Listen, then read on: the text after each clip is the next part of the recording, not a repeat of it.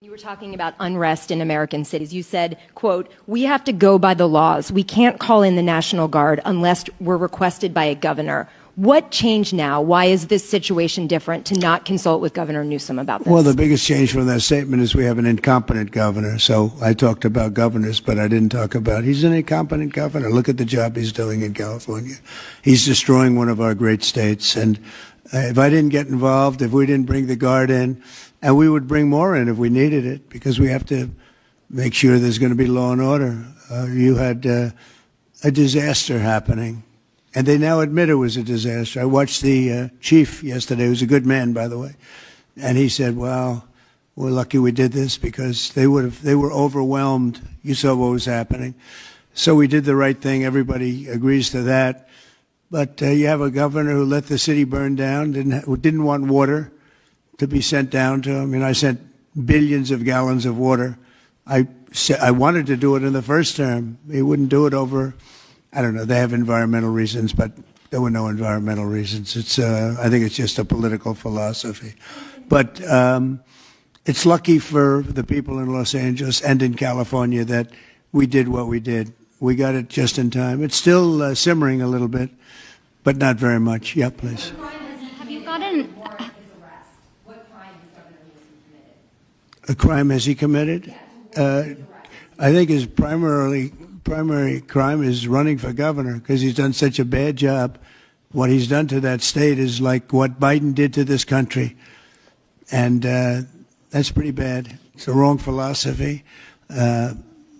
Thousands, hundreds of thousands of illegal immigrants, many of them prisoners. They're taking up your health care. They're taking up your space in schools. They're taking up your hospital. And in many cases, they're criminals, and we have to do something about it, and we're doing something about it. I want to thank the incredible patriots of ICE and Tom Homan, who has been incredible, and Kristi Noem, likewise incredible.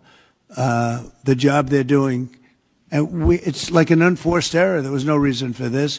21 million people were allowed into our country, and many of those people were criminals, and it's a shame. It's a shame, but we're getting them out, and I will say I think it's a 95-5 issue, just like so many other issues, 95-5. And the Democrats lost an election in a landslide because they're on the wrong side of the issues. I mean, it's not even conceivable that somebody would do the kind of things that he did. And then, you talk about projects. They want to build a train going from San Francisco to L.A., and it's costing hundreds of billions of dollars more than they thought it was going to cost. It's not even believable. To Brad and to people sitting here, would you believe that a train, it was going to cost X dollars and it might be 100 times X? Would have paid for this for about 50 million American children. You're right. 50 million American children instead of a 3-mile train track that never got built. We could have put Lincoln in charge with no experience. He would have done a good job. I guarantee you that. All right, please, Peter. Mr. President, have you gotten an update from your negotiating? Thank you, President Trump. So it seems like Gavin Newsom likes the attention that he's getting right now from you. I do. Yeah, I think it seems like he does.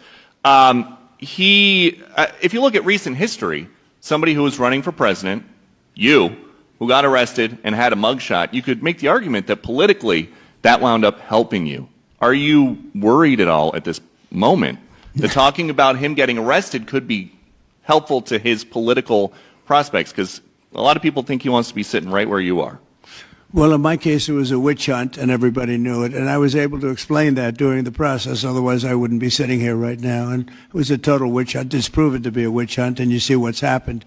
In his case, it really is very obvious. You look at what's happened between the fires, I could name 10 things right now. We talk about the trains. We talk about all of the costs in California. You talk about all of the people that are flowing in, destroying life for everyone else.